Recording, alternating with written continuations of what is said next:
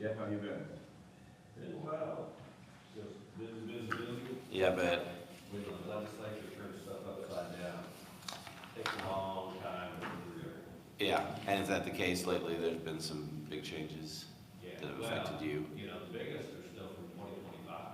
There's a lot of people that, they want to know the impact of that. Now we've got revisions of 25 and 26, speculations of what 27 looks like. It's, yeah. Yeah, the whole property tax thing's a big deal, especially how it affects tips, yeah. Yes, and all these implementations that they put in last year run all the way through 2031. So, now we're having to blow out all our projections to 2032 to see what it looks like on the backside of it. Is it a gradual process where it's changing little by little? Well, and then there's also leaps in there, like for next year, anybody that has business personal property valued at under $2 million, they no longer have to report.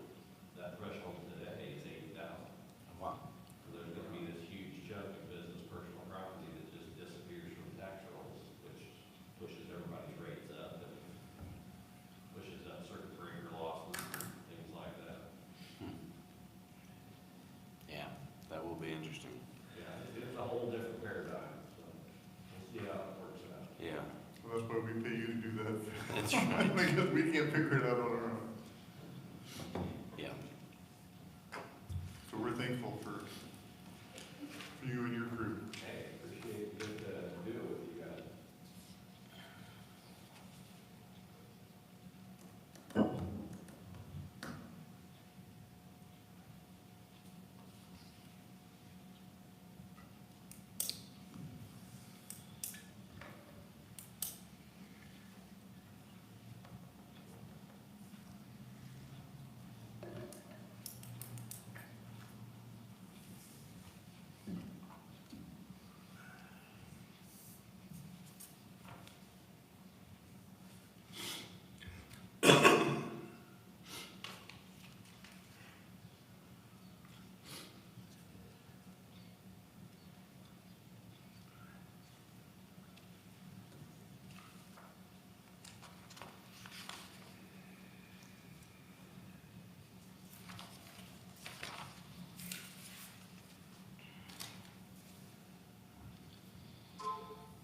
Okay, well, I've got 7:30, so why don't we go ahead and start? I'll call this meeting to order. If you'll do a roll call for us.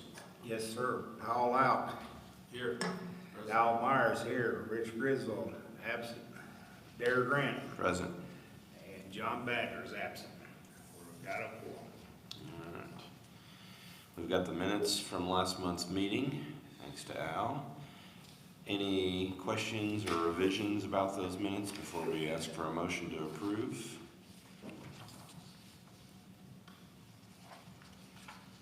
I'll ask for a motion to approve the minutes as written. I'll motion to approve. Thank you, Paul. Do we have a second?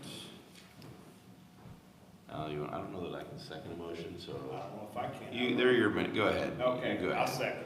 If we're wrong, so be it. Yeah, that'll good. All those in favor, please say aye. Aye. Aye. Opposed? Motion carries. All right, claims. We've got our list of claims here. I know most of this is smaller stuff. Some of it to Peter Franklin, some of it to the treasurer. I think this may be property taxes at $10, based on when it's due. The big one I know is for the theater, and this is basically a transfer to an account for the theater to just kind of be managed out of these funds. So that is funds that we, That was discussed at the last meeting. yeah, that basically transfer to them so that they can make sure that they've got a couple upgrades to do, small things, and then just to make sure that they've got funds in place to kind of further operating over the next few months. Does anybody have any questions about any of the items on the docket? Motion to approve. Thank you, Al. I'll second. Thank you, Paul. All those in favor, please say aye. Aye. Aye. Opposed? Motion carries. All Fund reports. You can take a look here. I don't think there's anything drastic coming in or out. We see the disbursement of a little over $75,000. I think that includes the monies going to the theater. Otherwise, these are pretty stable. I think we get our next influx of cash in July, if I remember correctly, or possibly June. Anybody have any questions or discussion about the fund reports that we've got? All right, I'll throw it over to Joe. Joe, do you have anything on the works for us? Been having communications with Dale Coffey about our ownership versus city ownership of some of these properties and possible things on the horizon, so still working through that. I'm also digging into some research to make sure that our support to the theater doesn't run afoul of any issues as it relates to our statutory ability and our authority to assist in community redevelopment. So those are really the only things on my radar right now. Somebody have any? We did present to the city council last month and they had no questions, so. Okay. Anybody have any questions for Joe before we move on? Mayor, you want to give us the engineer's report on anything in the works? Sure. Good morning, gentlemen. Morning, Jeff. How are you? Nothing new to report. Jimmy John's, Dunkin' Donuts, Baskin Robbins, and Little Caesars are still moving forward. Hopefully, by the end of July, they should be open, so that'll open that area up. As far as the theater goes, I talked to Dale Coffey yesterday. He recommended that you talk about the theater and the Arts Council taking over the contract and running it. He's got a contract he'll have for you next month to vote on. Okay. He'd like us to discuss it a little bit today. Just to make sure everybody's on board and what's going on, and just vote that you're willing to let the Arts Council go ahead and manage the theater, and then he'll have the contract prepared next month for you. Okay. I know that Rich had mentioned something about that to me as well, and in the past we had talked about whether or not the theater would be sorry, the sun's getting me. So you're in a bad spot. Whether or not we were going to do like a full 501c3, or if we're just going to deed it to the Arts Council and let them run it and or them own it and everything, or what was the idea as far as ownership, or them just operating it? The ownership, I believe, he was going to talk to you about, Joe, and put it into the RDA. Okay. And let them have the ownership of it, and just have the Arts Council lease it back to the Arts Council lease it off the RDA. Okay. But again, the Arts Council would take care of the day-to-day operations, but also knowing kind of the position the Arts Council's in, we'll want to make sure that we put some kind of funds aside or be ready for any major repairs that may happen down the road. You know, for the first 5 or 6 years, we should be fine, but if an air conditioner goes out or something, we need to be able to make sure we come in, because it will still be an asset of the cities. I know that Rich had suggested to me, and I'll just put this out there for discussion, about maybe doing a decreasing commitment.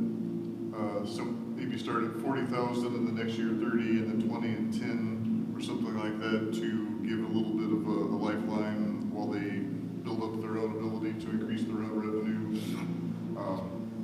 I don't know how we can necessarily bind ourselves going forward unless we did it as part of a contract or something like that, but we could at least discuss that, or you could discuss that, since I'm not a member.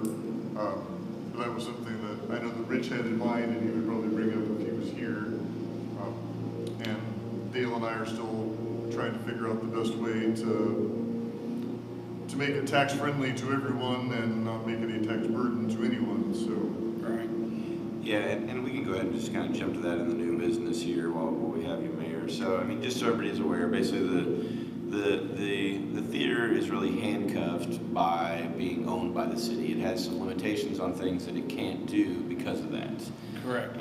So it's made running the theater more difficult and less profitable.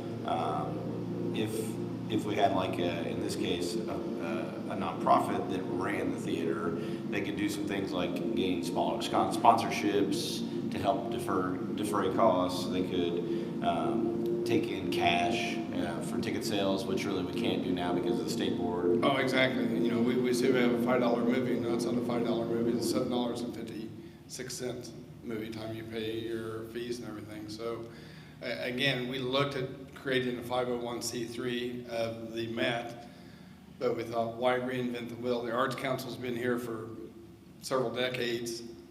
They've already got a core base of volunteers that would be willing to do more plays and such. And, you know, they've got the depot. I think it's just a good marriage to go ahead and let that non-for-profit go ahead and run the theater. Yeah, the issue is, as you mentioned, is that it will probably take a little time for the Met to really kind of be self-sustainable, even with these new things that a nonprofit can do. And I think that's what Rich had talked about, maybe setting aside something just to make sure the Met kind of has time to get its feet under it and become, you know, kind of a consistent, like something that basically pays for itself. I don't think we ever foresee it as something that's going to be a big moneymaker. The city didn't, I think, expect that to begin with. It really is more as a benefit to downtown and to the residents of Martinsville to have the theater. But you know, a nonprofit still, you know, may need some help just at the beginning to kind of get it to that point. Exactly.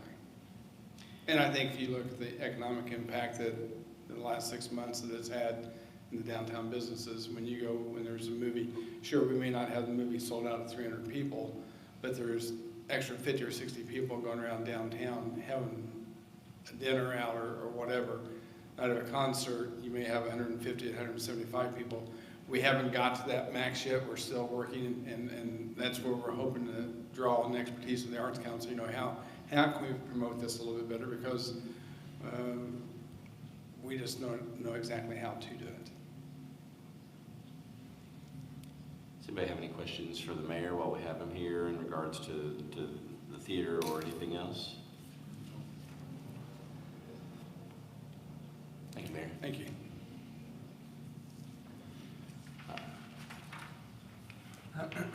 All right. Next, I'm going to welcome Jeff Peters to talk to us about the annual taxing unit report that we've got in front of us. Thank you all. Appreciate the opportunity to be here and to help. Did you want to speak first about the not passing through any of the assessed value for next year, or the annual presentation? Your choice. If you want to talk about either one, I'm fine with that. Two of your requirements are these two items before you. One is every year by June the 15th, you need to make a positive determination that you are going to capture all the incremental assessed value that you have the ability to, or to pass it through to the underlying units of government and include it as part of their tax base to lower all the rates. Because of the commitments and so forth that you have outstanding, the outstanding bonds that you have, the other projects that you have yet to complete, at this point in time, you should continue to capture all the assessed value that you can. And we did provide a little worksheet that actually predates our work with you. But just to update as to the statute, it talks about that if you have in excess of 200% of the anticipated expenditures, you want to then push that off to the city council to make a determination whether any of that should be given back or not based on some other criteria. But this shows computation for your benefit is only at 43% at this point for pay 2027. So you would want to make a finding in that regard and retain all of the potential revenue for pay 2027, and then again you revisit this next year before June 15th. The other thing before you, and I don't know if anybody needs a copy, I sent down the Got one. and your presentation. Yeah, we should have one in our packets. So several years ago, the legislature said that they want redevelopment commissions to annually hold and present to these underlying taxing entities what it is that the redevelopment commission does that impacts their potential revenue stream. And the three components to that is they want to see the commission's budget with respect to the allocated property taxes. They want to know, are you actually utilizing those for redevelopment purposes and not stockpiling money? And that goes back to why the legislature put this in place. There were redevelopment commissions throughout the state that were doing nothing but collecting this money and had no plans really to spend it. It was just a big slush fund for them. Second thing that you have to look at is the long-term plans for the allocation area. So what are your plans that you're going to make these expenditures for over time? And the third is the impact on each of the taxing units. So if we go to the next page that says cash flow long-term financial plans. As in previous years, what we've looked at for you is how much cash do you have, your anticipated or actual revenues, and your expenditures. So for 2025, you started the year with about $2.789 million. Your TIF settlement was a little north of $2 million. You made reimbursements, theater expenditures, other project expenditures, debt service on the 21 bonds for a total of expenditures of about $4.4 million. So you ended the year with about $485,000. In 2026, we anticipate your revenue to be approximately $2.5 million. Again, it continues to grow, which is the processes that you've put in place as you've identified other areas to capture the increment off of.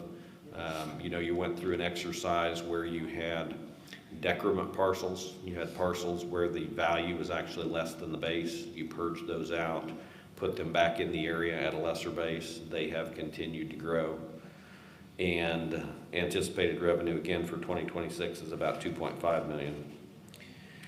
We only put in expenditures for debt service and your normal expenditures of about $881,000. So if you didn't pursue any outside projects in pay 2026, we would anticipate you to end the year with about $2.1 million. For 2027, we look at that same revenue number of about $2.5 million. Debt service for pay 2027 and expenditures. And then we look at the entirety of the outstanding debt service for the bonds. And in 2027, you would have about $14,891,000 of future debt service. Because those bonds, at some point in time, they are going to become due, but what we like to show in this analysis is how much do you really have to spend and why should we be collecting it? You've also, in your 2022 plan supplement, you identified another $6.5 million in projects that you anticipate pursuing. So if you collect all the tax revenue in 2027, you still, on that bottom number, are short about $17.5 million of having enough money to accomplish all the projects that you've identified at this point, including debt service on the bonds that you have utilized for some of your projects. So to me, that is an indication, and to inform your underlying taxing units, that you do need to continue to collect all the incremental value, and you are using it for these purposes. And at this point, you have more expenditure than you have revenue. Jeff, for including the full debt service there for the projected, is that, I presume that's the standard that we look at, because they might, someone might come back and say, well, you're not gonna pay that whole thing off that year, so why are you including the full amount that year? Is that just to show that that's an obligation and we need to keep income coming to pay that obligation, even if it's not all due right at that point? Yes, it is not the standard. The standard for a lot of disclosures on this report is just to show that next year's debt service. Okay. I always work it in because when you issued these bonds, you made basically a pledge to the taxpayers that you were going to utilize all the TIF revenue that you could in order to keep this off the tax rolls. Because typically tax redevelopment commission bonds, when we issue them, we need to have a backstop to get the best interest rate. So the backstop is typically either the income taxes of the unit of government that established it, or the property taxes of the people that are not essentially in the TIF. So to me, I like to show all of that because in order to meet that obligation of not burdening the city and its potential revenue stream for public services, or to put that on the tax of the property for people who aren't necessarily in the TIF district, is to show it all there and that we need to continue to collect that. You know, haven't come to an issue where the Department of Local Government Finance has taken the exception and said, oh, you know, you can't really show that. Because it truly, to me, it is the obligation and the promise that was made by the Redevelopment Commission not to hit the taxes, but to do the projects out of the TIF revenue, which is the design of an RDC and TIF allocation areas. Sure, it makes sense to do it that way. I was just trying to make sure I had an answer in case someone asked why that was all. Yeah, and if you go to a different community, you'll very likely see it differently.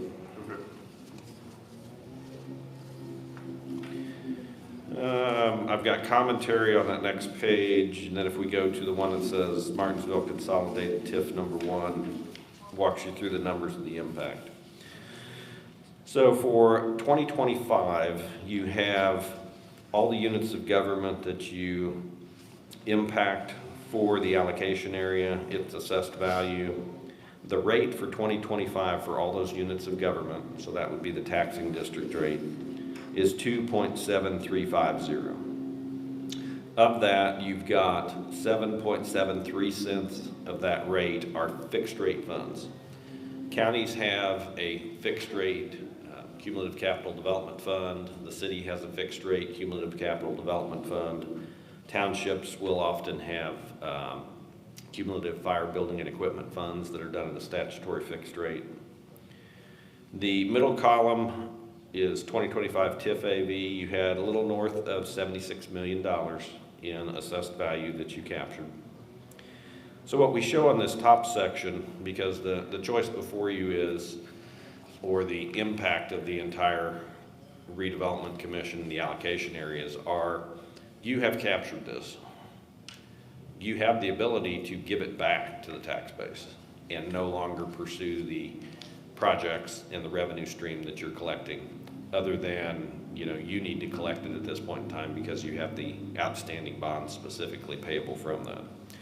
But if you were to give back that $76 million to the tax base, your rate would be anticipated to drop from that 2.7350 to 2.5156. If the rate dropped, fewer properties would qualify for the 1%, 2%, and 3% tax caps. So therefore, there would be more net collected property tax dollars to distribute to all of those units of government. So in the box there in the middle of the page, we estimate that reduction would be about $20,751. Below that, it shows you how that would be allocated. Morgan County would increase their tax collections about $27.94, the city about $10,967, the school about $6,009. The bottom section shows for those fixed rate funds, if you allowed $76 million to go back into the tax base on a fixed rate fund, each of those units of government that has a fixed rate fund would collect that fixed rate on that additional $76 million. So for Morgan County, they would pick up property tax of approximately $25,394. Every time we levy $1 of property tax, it draws additional piggyback taxes, vehicle excise taxes, commercial vehicle excise taxes, bank personal property taxes. Just like when you go to your license branch, you register your car, they want to know where it is that you live so that your excise taxes that you pay on your vehicle come back to the taxing district for the units of government that provide you service. So that's that piggyback tax. For the county, it would be a little over $2,000. For the city, property tax and piggyback taxes would be a little north of $36,000. So if we look to the far right-hand bottom, total circuit breaker and tax impact for all the units of government combined would be a little over $84,000.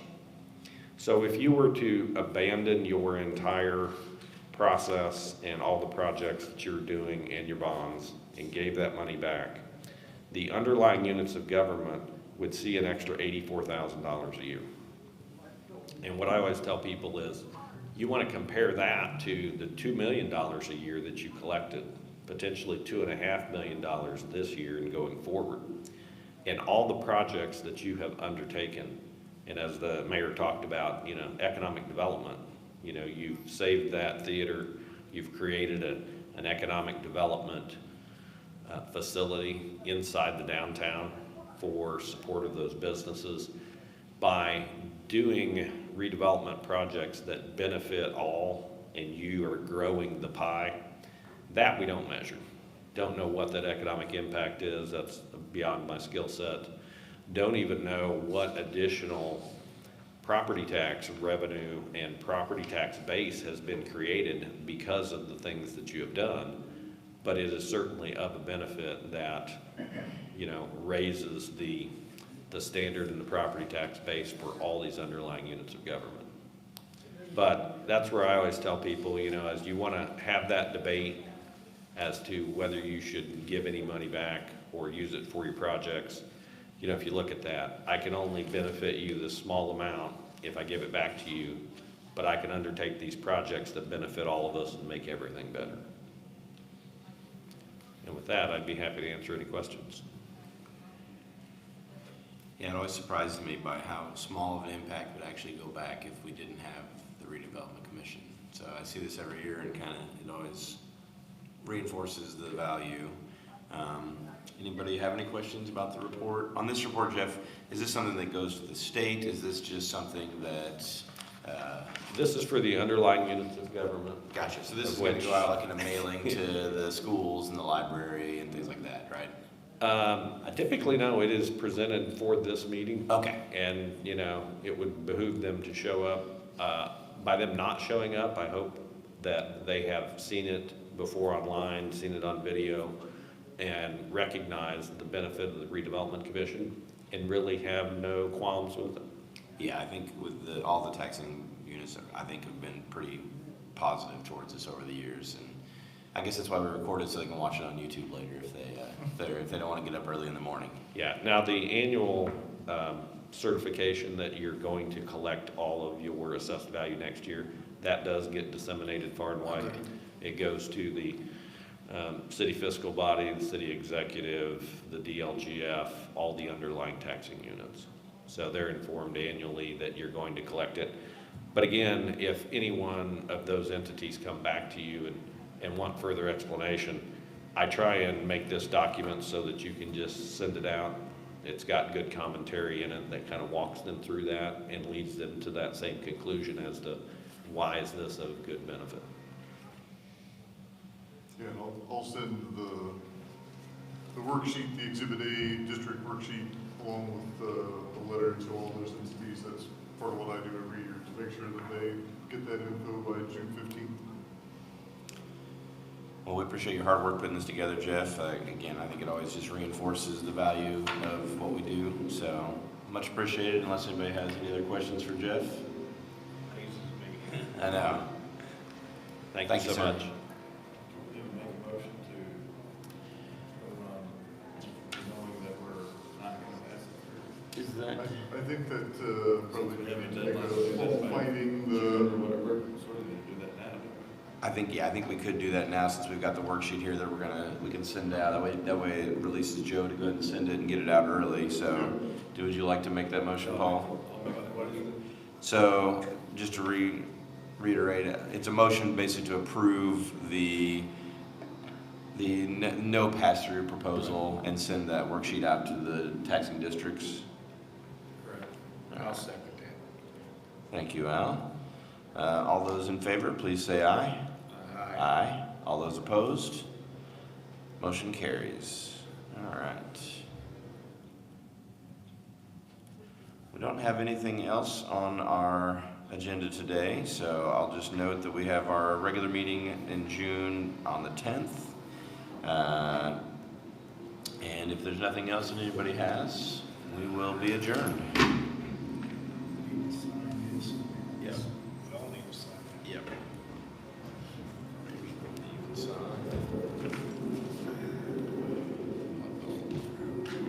And Paul. Thanks again, Jeff. Appreciate you making the trip down early in the morning.